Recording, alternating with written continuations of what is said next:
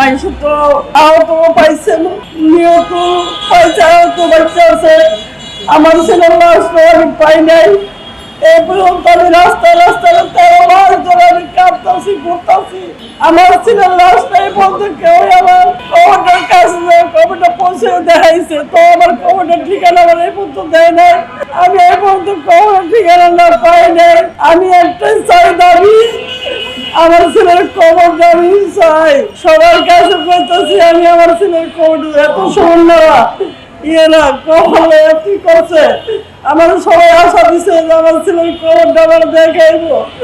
এই পর্যন্ত আমার ছেলের কবরটা আমার একটু দেখাইতে পারলো না।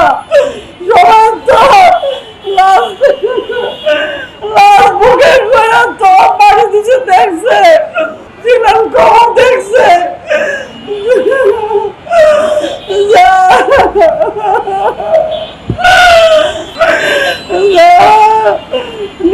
তারা বুকে নিয়ে কইছে আমার বলার খবর আছে।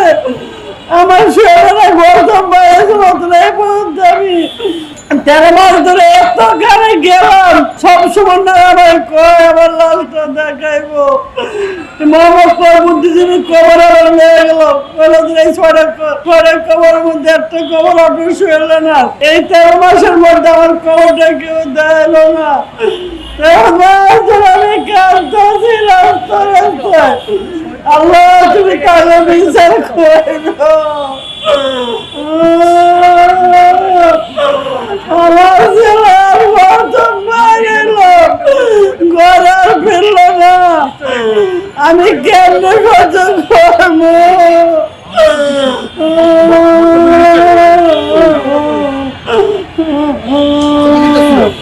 আপনার কাছে একটা অনুরোধ, আমার ছেলের খবরটা এই সরকারে কোন আমার খবরটা সমর্থন করে দিতে। আমি ওনার কাছে আর কিছুই চাই না, আমার ছেলের খবরটা আমি চাই। আমার খবরটা আমি চাই।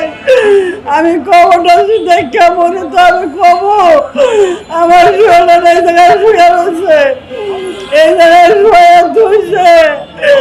আমি তো আর কিছু চাই না। আমার যে জানে না কেটে যাই, আমার একমাত্র ছেলের খবরটা লেগে আমি আর কিছু চাই না বাবা।